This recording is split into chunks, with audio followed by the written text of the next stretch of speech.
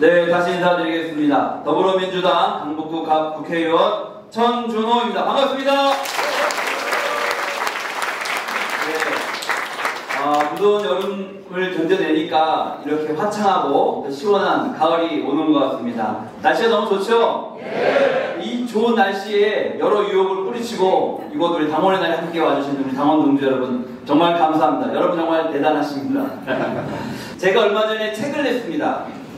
책 제목이 뭐라고요? 이재명의 시간. 네, 책 제목이 아주 적절했습니다. 지금은 정말 이재명의 시간이죠. 네, 이재명 대통령이 제대로 열심히 잘 일할 수 있도록 되게 시간을 이제 줘야 된다라고 하는 취지도 함께 녹여져 있고, 이재명 대통령이 나의 한 시간은 5,100만 국민들의 시간과 같다라고 하면서 헌신의 힘을 다해서 열정을 다해서 일하고 있는 이재명 대통령의 어떤 그런 자세를 담는 말이기도 하고, 예, 그렇습니다. 당원님들한테는 제가 어떤 뜻에서 책을 냈고 어떤 내용을 담고 있고 이런 내용을 한 번쯤은 알려드려야 되겠다 이런 생각이 들어서 오늘 당원의 날을 빌어서 제가 책에 대한 소개도 간단히 하고, 그리고 이재명 정부가 출범한 지 지금 약 100여일이 좀 지났는데요. 지난 100여일 동안 어떤 성과를 남겼는지 또 앞으로 어떤 과제가 있는지도 말씀도 드려보고 또 함께 생각해보는 그런 시간을 갖고자 합니다. 그래서 한 30분 정도 하고, 그리고 그 뒤에 이제 당원님들의 질문도 좀 받고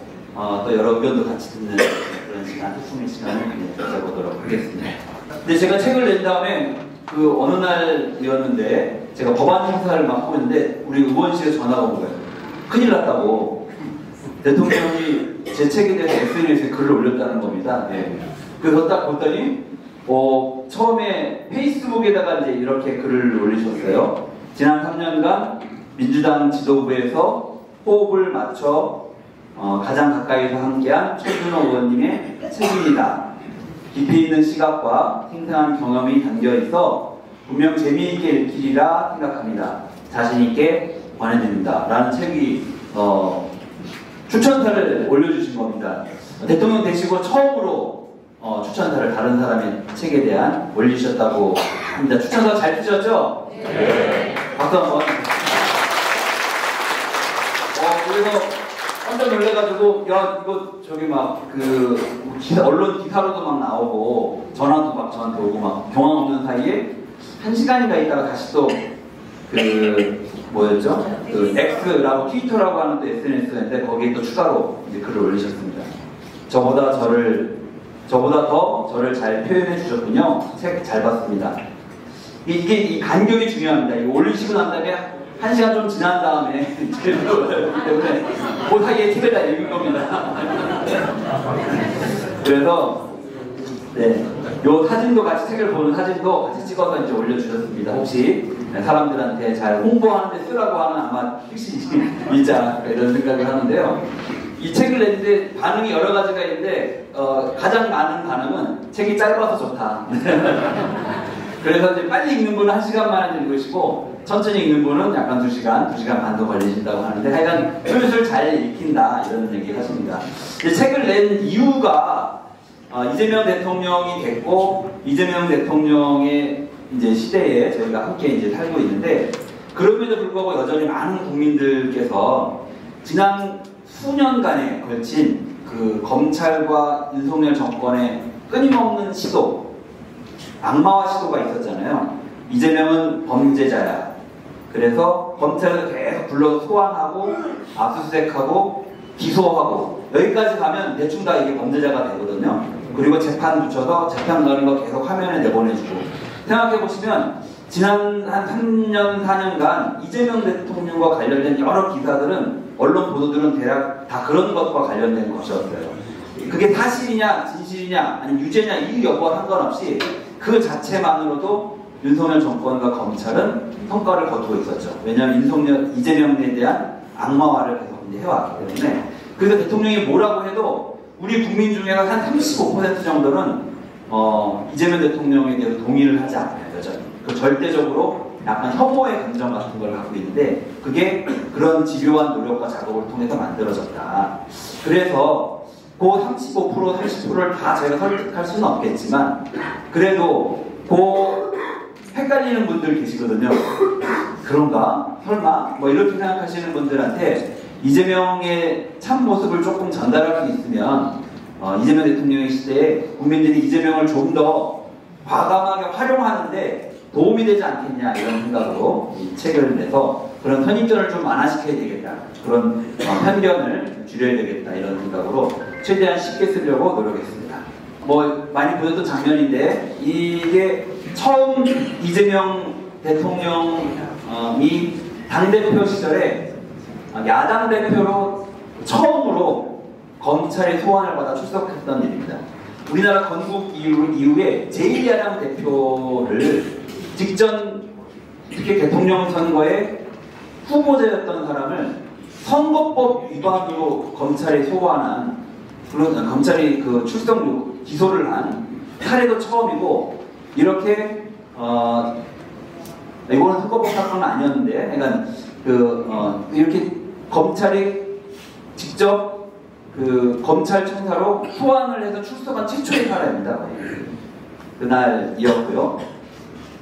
그리고 뭐 그런 과정 중에 여러 열정한 권한의 과정 중에 23일간 단식하신 날 24일간 단식을 하신 게 있었는데 19일째 되던 날 이제 저희가 병원으로 이제 이송을 했는데 그 이송할 때의 모습입니다. 이거는 여러분 다 기억하시겠지만 이재명 대표에 대한 체포동의안이 모두 2번이 왔잖아요. 2번에 왔는데 한 번은 기권표가 많이 나왔지만 그래도 부결되었는데 두 번째 체포동의안 때는 그래서 저희는 이 과정에서 설마 저게 통과가 되겠어 이렇게 생각을 했는데 체포동의안이 가결이 된 겁니다. 우리 당 의원들이 압도적으로 많은 숫자였는데 우리 당 의원들 수십 명이 이재명 대표의 체포동의안에 대한 가결에 동의한 거죠. 결국 당대표를 사실은 검찰에 팔아먹은 일이 저는 명분과 이유가 어떠하더라도 그건 있을 수 없는 일이다 이렇게 생각을 합니다. 제가 정치하면서도 그렇고 이재명 대표와 함께 일할 때 중에서 가장 힘들었던 시절이 바로 이 시점이었던 것 같습니다. 그날 가결이 되었습니다. 가결이 되었는데 이재명 대표는 당시에 병원에 누워 계셨거든요. 단식을 오랫동안 하시다가 그 녹색병원에 단식을 국회 그 본청에 단식을 하다가 이제 쓰러지셔서 응급실로 거쳐서 병원으로 이송을 했는데 병원에서도 식사를 하지 않고 계속 단식을 이어가고 있는 그런 중간이었어요. 근데 이 체포동의안 결과를 저희는 보고할 때 그래도 부결될 겁니다. 이런 취지로 이제 말씀도 드렸는데 막상 결과가 가결로 나왔지 않습니까? 근데 이 가결됐다는 얘기를 누군가는 그 이재명 당대표에 전해야 되잖아요. 근데 사람들이 전부 다 저를 쳐다보고 저보고 전화를 하는 겁니다. 제가 비서실장이었으니까. 근데 정말 전화를 거는데 전화번호가 안 눌러지더라고요. 그래도 뭐 그 상황을 알려야 되니까 전화를 걸어서 대표님 정말 죄송합니다. 체포동의안이 가결되었습니다. 라고 말씀을 드렸습니다. 근데 한동안 답이 없으시다가 네, 잘 알겠습니다. 네, 어쩔 수 없죠. 뭐 이렇게 하고 전화를 이제 끌었던 기억이 납니다. 그래서 이재명 대표가 단식을 이제 중단을 하고 검찰과 일정을 조절해서 구속영장 심사를 받는 절차에 이제 들어갑니다. 그래서 많은 사람들이 사실은 걱정을 했죠. 100% 구속될 것이다. 구속된 다음에 우리가 어떻게 할 것이냐를 논의했습니다. 근데 심사하는 과정에서 그래도 0.01%라도 예를 들면 우리가 원하는 그리고 국민들이 바라는 대로 진실을 제대로 판사가 판단을 해서 결과가 나올 수 있으니 뭐 그런 기대를 이제 조금은 가졌었는데 영장 심사 결과 구속영장은 기각되었습니다. 기각되고 서울구치소 앞을 걸어서 나오셨을 때 국민들에게 인사했던 그런 장면입니다. 그리고 이거는 벌써 오래전의 일인 것 같은데 불과 1년 전 지난해 1월 달의 일입니다. 부산에 가덕도에 방문을 했을 때 방문을 마치고 이제 돌아가는 과정에 테러범의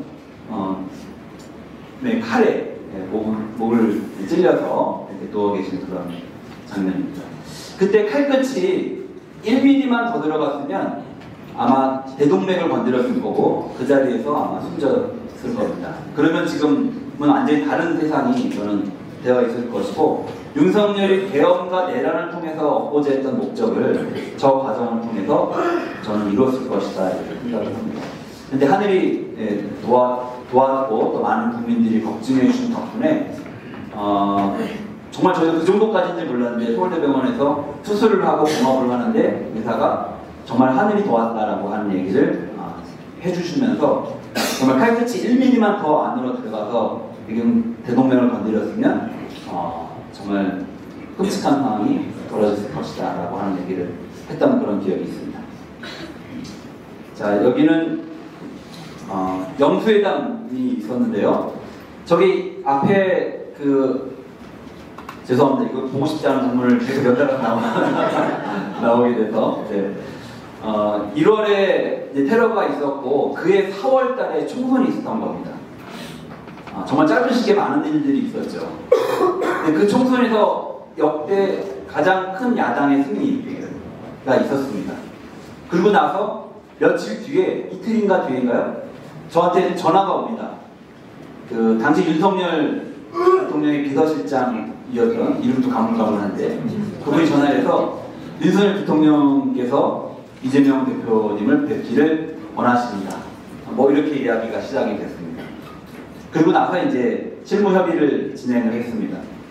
어차피 이 총선이 여당의 입장에서 참패를 한 것인데 그러면 이왕 야당 대표를 만날 것이면 국민들이 원하는 성과를 만들어내는 게 필요하다. 그게 대통령에게도 도움이 되고 국민들에게도 선거를 이긴 국민들에게도 합당한 명분을 줄 수 있다. 이렇게 이야기를 해서 그렇게 저희가 1차 회의 때 제안을 합니다. 그래서 자기네들이 그러면 진지하게 검토해요. 그래서 11가지 과제를 제가 제안을 합니다.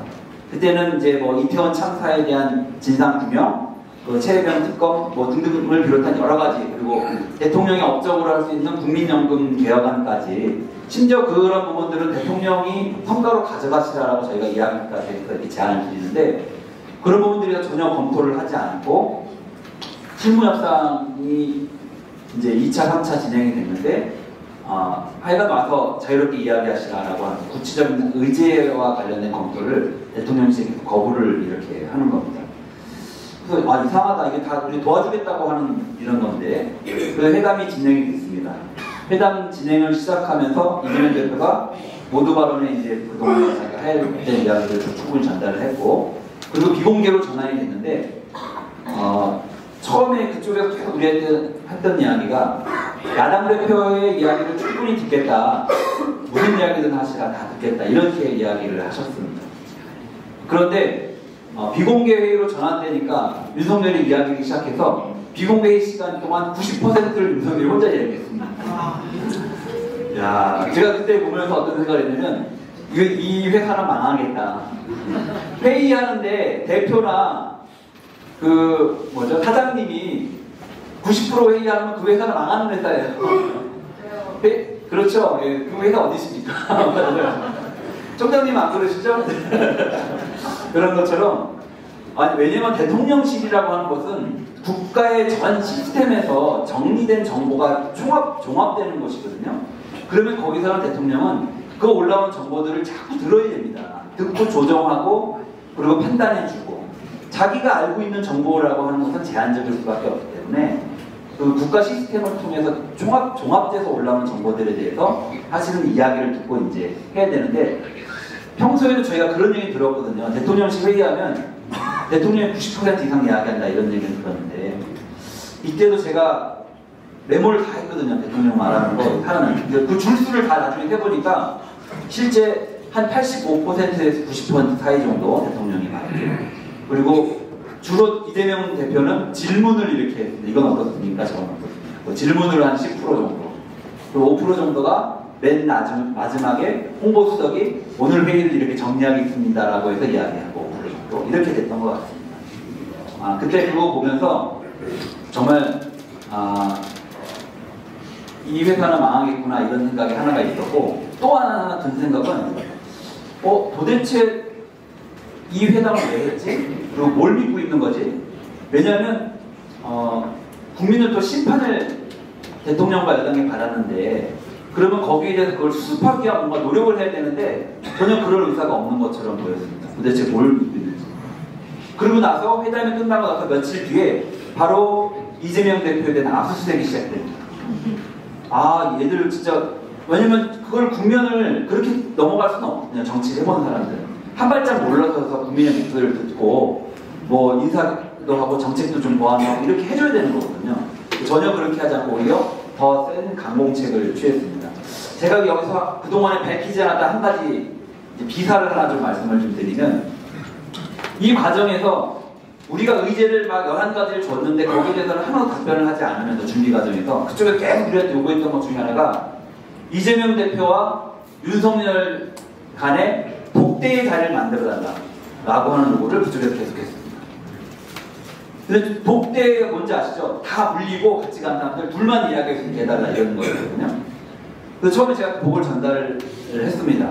근데 일부에서는 정치라는 게 약간 그런 협상도 좀 필요하니까 독대의 자리를 하는 게 어떻겠느냐라고 하는 찬성론이 저희 안에서도 한 무리가 있었고, 또 한 무리는 특히 제가 이제 반대를 많이 했는데, 그거 만약에 독대하면 대통령 윤석열한테 이용당한다. 예를 들면 제가 이제 상상을 하기를 독대를 했어요. 근데 그 내용은 아무도 알지 못해. 그 윤석열이 끝나고 나서 언론에 흘려. 직접적인 얘기는 아니지만 이재명의 여러 가지 예를 들면 검찰의 기소, 재판 뭐 이런 부분들하고 서로 거래를 했다라는 어떤 그 투의 이야기를 흘린다. 그러면 우리한테는 완전히 치명적이죠. 그런 공간 자체를 만들 필요가 없다라고 생각을 해서, 근데 저쪽이 계속 그런 식의 메시지들을 여러 통로를 통해서 보내왔어요. 함성득이라고 최근에 이제 김건희 국정농단과 관련된 여러 가지 장면에서 나오는 뭐 이런 분들이 직접 비공식적으로 와서 뭐 총리 추천권을 준다느니 뭐 이런 식의 이야기를 했던 것처럼, 그런 식으로 어쨌든 대통령과의 이면의 거래를 하는 모습을 연출하고 싶었던 것 같아요. 그러면 저는 야당 대표인 이재명 대표한테는 굉장히 치명적인 장면이 될 수밖에 없기 때문에 절대 그건 안 된다. 그렇게 대통령이 계속 말씀을 드렸고, 최종적으로 대통령이 비서실장의 말이 맞는 것 같다, 천주로 의원님 말이 맞는 것 같다고 해서 이제 그렇게 정리가 마지막에 됐습니다.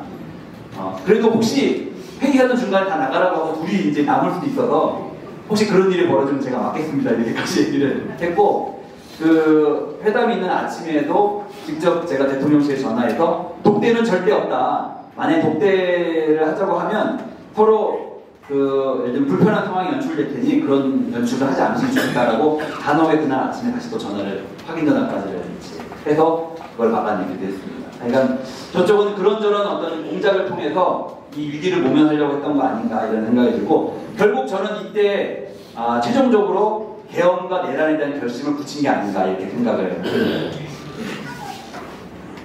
그래서 결국 여러분 보시는 것처럼 국회 앞에 이런 많은 군인들이, 이게 벌써 한참 전의 일 같죠? 바로 작년 12월 3일의 일입니다. 이런 일이 우리나라 대한민국에서 벌어졌고, 지금은 전혀 아주 오래전 30년 전 일 같은 느낌으로 다가오지 않았습니까?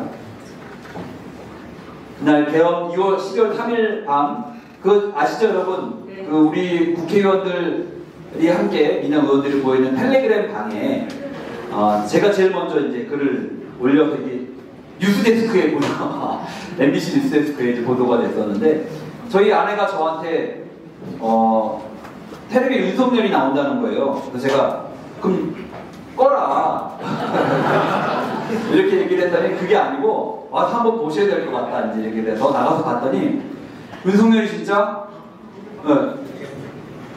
개혁을 할 것 같은 거예요. 말하는 그런 모양새가. 왜냐하면 저희가 앞에 영수회담 이후에도 좀 그랬고, 그해 5월달, 6월달에 7월경에 저희가 제보를 받았는데, 김용현이 자기 공간의 집으로 수방사령관, 방첩사령관, 특정사령관을 불렀다는 거예요. 당시에 경호처장이었을 때거든요. 근데 수방사, 방첩사, 특전사는 쿠데타가 일어나면 가장 중요한 부대입니다. 실질적으로 병력을 동원할 수 있고 초기에 상황을 제압할 수 있는 가장 중요한 부대가 이 세 개의 부대입니다. 그래서 이 세 명이 모이면 국방부 장관한테 그 동향을 즉시 보고해야 되는 그런 상황인데 그런 것도 없이 모여가지고 같이 모임을 했다. 이런 첩보가 입수가 되면서 실제로 계엄이 준비되고 있구나라는 확신을 저희가 갖게 되었고 적어도 실행은 모르겠지만 검토하고 있는 것은 맞다라고 생각을 해서 그게 8월부터 저희가 그러면 알리자 이거를 그래서 바깥에 외부에 알려서 힘을 빼놓자 애들이 할 수 없다라고 하는 거 미리 말하자라고 그 지도부 안에서 뭐 그런 이제 고민을 판단을 하게 됩니다. 김민석 당시 최고위원, 김병주 최고위원, 이재명 대표 뭐 이런 분들이 함께 논의를 하면서 그런 일을 했고 저도 역시 언론에 나가서 계엄 가능성에 대해서 막 이야기했는데 계엄 얘기하니까 사람들 반응이 언론 반응들이 막 콧방귀를 팍 피는 거예요. 말도 안 되는 소리를 하고 있다. 지금 때가 없던데 계엄이냐. 그래서 여러분 요즘에 뭐 이렇게 나오는 얘기가 많잖아요. 그거 콧방귀 함부로 끼시면 안 됩니다. 그래서 어쨌든 그게 뭔가가 있으니까 그런 이야기들이 나오는 거더라고요. 근데 만약 저희가 그걸 하지 않았더라면 그러면서 저희가 그럼 만약 계엄이 선포가 되면 어떻게 대응해야 되지? 근데 방법이 여러 가지를 검토해봤는데 둘 중에 하나예요. 도망가든지 아니면 국회로 빨리 모여서 해제하든지. 근데 도망가면 시간 문제지 다 잡힙니다. 요즘에는 도망갈 수가 없어요. 금방 다 잡히거든요. 그러면 도망가는 순간 다 흩어져서 잡혀서 죽는 거예요. 근데 국회를 빨리 모이면 저희한테 한 번의 기회가 있어요. 의원들이 모여서 그 계엄을 해제할 수 있는. 물론 모이다가 잡혀서 죽을 수도 있고 잡혀갈 수도 있고 그렇지만 그래도 빨리 모이면 기회가 있기 때문에 다른 방법이 없다. 일단 국회로 빨리 모이는 거다라고 하는 판단들을 저희 이제 지도부는 갖고 있었습니다. 그래서 계엄 27분에 이제 계엄 선포가 있었는데 계엄 선포 즉시 바로 이제 글을 올립니다. 글을 써놓고 있었어요. 계엄 선포라고. 그리고 계엄을 선포합니다라는 말이 나오는 순간 딱 눌러서 글이 올라가도록 했고 그리고 나서 바로 지금 국회로 모여야 한다는 내용의 글을 올립니다. 그래서 우리 의원들이 한 번도 이렇게 우왕좌왕하는 거 없이 다 국회로 바로 모여서 신속하게 해제 의결을 할 수 있었다. 그리고요. 자, 영상 한번 보시겠습니다. 윤석열 대통령이 비상계엄을 선포했습니다. 국회로 와주십시오. 늦은 시간이긴 하지만 국민 여러분께서 이 나라를 지켜주셔야 합니다. 저희도 목숨을 바쳐 이 나라 민주주의 꼭 지켜내겠습니다. 우리의 힘만으로는 부족합니다. 이 나라의 주민이신 국민 여러분께서 나서주셔야 합니다. 네, 저는 이날 우리가 계엄을 해제할 수 있었던 것은 국회의원 천준호가 국회의원들에게 빨리 모여야 한다는 메시지를 텔레그램에 올려서 국회의원들이 빨리 와서도 1% 정도 있는 것 같고요. 훨씬 더 많은 비중은 국민들께서 그때 국회로 와주셨기 때문에 사실은 가능했다. 왜냐하면 국민들이 그때 국회를 와주시지 않으셨으면 군인들이 국회의원으로 더 많이 들어왔을 거거든요. 그 상황이 군인들이 압도하는 분위기가 되면 또 어떤 일이 벌어졌을지 모릅니다. 그래서 정말 그걸 막는 데 주요했다는 생각이 들고 근데 국민들이 그렇게 많이 오실 수 있도록 국민들에게 지금 오셔야 한다는 판단을 가지고 이야기하신 분이 이재명 대통령이신데 저도 이제 국회로 의원들을 빨리 모여야 한다, 보좌진들까지 다 와야 한다 이런 이야기를 제가 하기는 했지만 그때만 해도 국민들이 오셔야 한다는 생각은 사실 못했거든요. 네. 근데 이재명 대표는 저렇게 하신 겁니다. 저는 이게 이재명 대표와 역시 좀 다르다. 저와의 차이점이다. 이런 생각을 그때 했는데 그때 저렇게 지도자가 판단하고 국민께 호소하지 않았다면 그날 우리가 계엄을 해제할 수 있을까 이런 생각을 하게 하는 이런 장면이고 정말 국민이 결국 국민이 합니다. 정치도 국민이 하는 것입니다. 라고 항상 이렇게 이야기하셨던 생각을 저는 위기의 순간에 이렇게 이야기하신 거거든요. 저는 사람들이 여러 좋은 얘기를 할 수가 있는데 정말 그 사람의 그것이 자기 것인지는 위기의 순간에 그 사람이 어떻게 대하는가를 보면 나타나는데 바로 그런 모습을 보여주셨다. 자, 그래서 이렇게 빛의 혁명을 해서 저희가 계엄을 해제했고 윤석열을 탄핵했죠. 그리고 대선이 있었습니다. 대선에서 제가 승리를 했습니다. 네. 그리고 그래서 결국 이재명 대통령, 이재명 정부가 이제 출범을 했습니다. 저는 이재명 대통령의 리더십을 표현할 때 가장 첫 번째, 모든 권력은 국민으로부터 나온다. 그리고 결국 국민이 정치하는 것이다. 라고 하는 인식을 실제로 자신의 신념과 생각으로 온전히 체득하고 저는 체화하고 계신 분이다. 그게 이재명 리더십의 저는 근본이라고 생각합니다. 예, 거기로부터 나온 거죠. 국민은 동원의 대상이고 유권자이고 투표하는 사람이고 이런 게 아니라 이 나라는 국민의 것이고 이 나라의 모든 권력은 국민으로부터 나오고 내가 행사하는 모든 권한은 국민으로부터 위임받은 것이고 결국 정치와 행정은 국민이 한다는 그 생각, 바로 이재명 리더십의 저는 근본이라고 생각합니다. 그래서 아까 앞에 왔던 장면이 저는 이 위기의 순간에 그대로 드러난다고 생각하고요. 그리고 이재명 대표가 사람을 쓰는 걸 보시면 평소 자기와 가까웠던 사람들을 쓰는 게 아니라 자신에게 불편한 얘기를 할 사람, 그리고 자신과 친하지 않더라도 지금 필요한 사람이라면 그 사람의 능력과 역량을 보고 쓰는 그런 사람입니다. 그리고 이재명의 의사결정 과정은 저는 처음에 이재명 대표랑 일할 때 이재명 대표가 굉장히 독단적이거나 독선적일 거라고 하는 약간 선입견이 있었습니다. 잘 모를 때는. 근데 제가 회의를 몇 번 해보니까 완전히 다른 사람이에요. 최근 여러분 국무회의 유튜브를 많이 보시죠? 저거 꼭 보시죠. 정말 어떤 사람은 드라마보다 더 재밌다고 이렇게 얘기를 하는데, 그리고 공부도 굉장히 많이 됩니다. 이 국회의원들 바쁘니까 잘 못 보거든요. 국민들이 훨씬 국정에 대해서 더 많이 알고 계세요. 왜냐면 그걸 보면 대통령이 보고받는 정보의 내용을 같이 보고를 받으시거든요. 국회의원들은 그걸 보고받으려면 장관한테 전달된 걸 장관이 또 이렇게 회의를 소집하고 이야기하기 때문에 며칠 뒤나 몇 주 뒤에 그런 얘기를 듣게 되는데, 이제는 시간을 내시면 국민들이 그 이야기를 바로 들을 수가 있습니다. 근데도 보시면 아시겠지만 꼭 필요한 의견을 사람들이 질문을 많이 하고 다양한 사람들의 의견을 구하고, 특히 쟁점이 형성됐을 때는 모아진 중론과 다른 생각을 가질 사람한테 꼭 의견을 물어봅니다.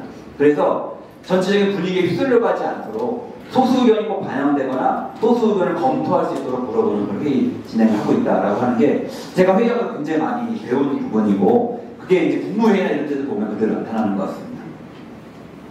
그리고 이재명을 가장 잘 표현할 수 있는 좀 한 단어를 저는 꼽으라면 저는 실용주의자라고 생각을 합니다. 이재명 대표는 보수의 정책, 진보의 정책 구분하지 않고 문제 해결을 위해서 필요하다면 그 필요한 것들을 그냥 갖다가 쓰는 그런 사람입니다.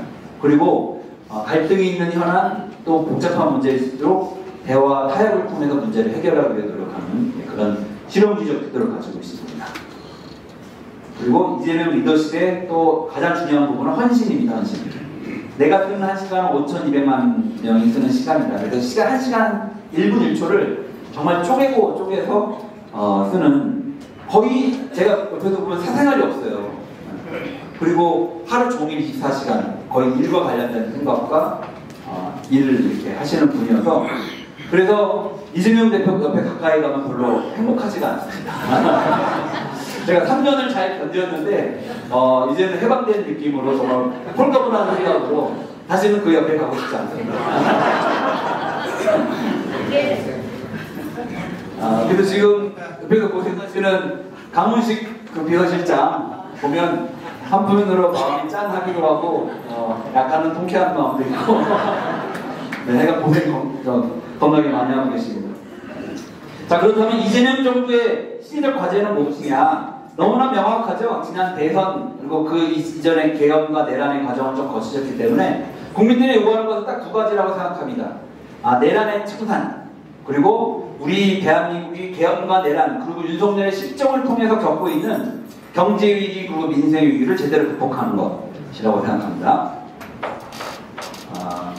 100일 동안 정말 여러 장면들을 보였을 텐데 타운홀 미팅을 곳곳에 개최했고 국무회의 생중계하시면서 국민과 함께 소통하면서 국민들로부터 국정 운영의 지혜와 내용을 얻고자 하는 이런 모습들을 보여주고 계시고요. 그리고 비상 경제점검 TFA를 대통령을 취임한 첫날 회의를 개최해서 첫날부터 경제와 민생을 챙기는 것을 기본으로 하셨고, 그리고 민생 그 회복 소비 쿠폰을 받아서 지금 잘 활용이 되고 있고 경기가 상당히 활성화되는데 도움이 되고 있습니다. 그리고 코스피가 올해 1월달까지만 하더라도 2,500 정도였습니다. 600선이었는데 지금 3,400, 어저께 금요일 종가 기준으로 보니까 45포인트까지 이제 올랐습니다.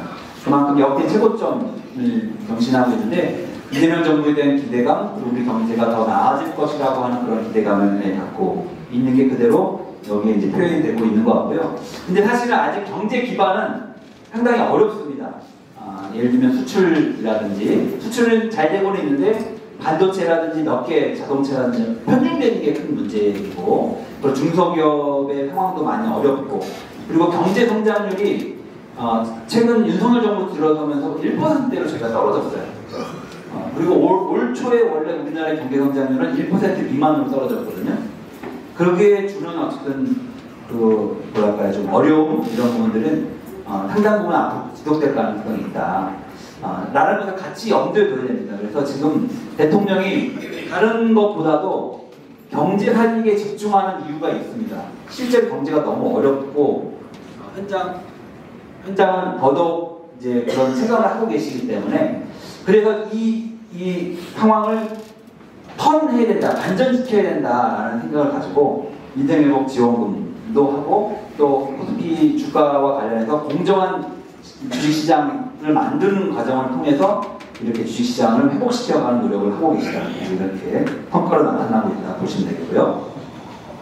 그리고 G7 정상회의 참석하셨고, 트럼프와의 예를 들면 그 정상회담 진행을 했고, 그리고 일본과의 셔틀 외교도 복원을 했습니다.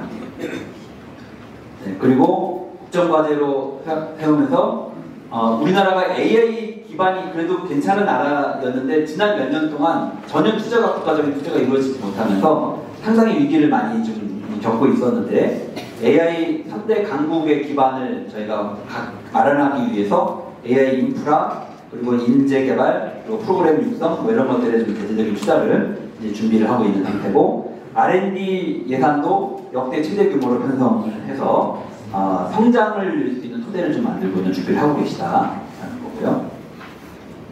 그리고 이재명 정부 출범 이후에 또 많이 제기되고 있고 또 시대적 과제로 요구받고 있는 게 검찰개혁, 그리고 사법개혁, 이런 부분 아니겠습니까? 검찰개혁과 관련해서는 수사와 기소를 완전히 분리하는 검찰개혁을 좀 완수하겠다는 방향성을 분명히 국정과제로 제시를 하셨고, 그리고 정부조직법과 관련해서도 그 검찰청을 폐지하고 검찰청을 공소청은 법무부 산하에, 그리고 중수청은 행안부 산하에 두는 것으로 이렇게 방향을 잡아놓은 상태입니다. 뭐 이후에 이제 구체적인 또 이제 세부적인 과제가 있습니다. 검찰의 수사 보안 요구, 보안수사의 요구권을 어디에 둘 것인가, 요구권을 둘 것인지 아니면 보안수사권을 둘 것인지 등등 여러 가지 세부적인 쟁점들이 지금 남아있는 상태이고, 동시에 경찰이나 행안부에 너무 많은 권한이 가는 거 아니냐, 거기에 대해서는 어떻게 견제할 거냐라는 과제, 이런 것들도 남았는데, 대통령의 입장은 그런 부분들에 대해서 이거는 그 감정을 내려놓고 검찰개혁에 대한 뭐랄까요, 조금 의지나 가장 충만한 사람은 제가 보기에는 이제 이재명 대통령이라고 생각을 하는데, 그런 어쨌든 경험과 감정을 내려놓고 정말 냉정하게 요 개혁 과정에서 국민들의 불편을 최소화하기 위한 제도를 설계하는 과정이 필요하다, 이런 입장이신 것 같고요. 그리고 사법개혁과 관련해서도 국민 참여 재판의 대상을 확대하고 의원을 구성하고 이렇게 되고 있습니다. 아마도 이제 그 많은 분들의 관심이 뭐 이것과 연관도 되어 있지만 내란 전담 재판부와 관련해서 어떻게 해야 될 거냐, 뭐 이런 부분들에 대한 관심도 있으실 텐데, 일단 그건 이후에 좀 질문이 나오면 그때 좀 더 말씀드리도록 하겠습니다. 그리고 3%대의 성장률을 달성하고 성장 동력을 확보하는 과제들을 제시하고 있습니다. 역대 대통령들에 대한 제가 대통령 선거를 준비할 당시에 당의 전략기획위원장으로 이제 그 조사를 해보니까 소위 진보적 성향, 민주당 출신의 대통령에 대한 요구는 대통령이 손팔하고 뭐랄까요 좀 뭐 이런 부분들에 더 기대가 높고 그런 평가들이 많고 그런데 이재명 대통령에 대한 기대치는 그거와는 좀 다른 것 같습니다. 이재명 대통령은 무언가 열심히 일해서 성과를 내고 문제를 해결해 줄 것 같다라고 하는 기대감 높은 조사를 해보면 나오거든요. 그런데 그런 조사가 국민들의 일반에 했을 때 높게 나오는 대통령들은 주로 보수 진영의 대통령이었어요. 그동안. 소위 말하는 박정희 그리고 이명박 뭐 이런 사람들에 대한 기대치가 그렇게 나타났는데 이제 이재명 대통령한테는 역대 민주당 출신의 진보 성향의 대통령과 다른 어떤 기대와 이런 것들이 국민들이 갖고 계시다는 게 상당히 특이점이었습니다. 그래서 이재명 대통령은 대통령이 되면 이제 팔자 고치고 편안해지고 뭐 이게 이런 게 아니고 대통령이 되는 순간부터 더 열심히 일해서 문제를 해결하고 그리고 성과를 내야 될 그런 숙명을 타고났습니다. 그리고 그거를 계속 국민들에게 보여주고 입증해줘야 돼요. 이 성과를 만들어서 이렇게 문제 해결하고 있다라고 하는 거예요. 그러지 않으면 본인의 힘이 유지가 안 되는 대통령이에요. 그런 숙명을 타고난 걸 본인도 잘 알고 계신 것 같습니다. 그래서 본인의 한 시간이 5,200만의 시간이고 내가 하는 일은 나의 권한과 이것이 아니라 국민들로부터 철저하게 위임받은 것이고 그것을 내가 대신 행사하는 것이다라고 하는 생각으로 본인도 열심히 일을 하시고 또 그런 것을 숙명처럼 받아서 탄생한 정부고 해야 될 대통령이다 라고 하는 것으로 오늘 저희 말씀을 일단 여기서 마칠까 합니다. 감사합니다.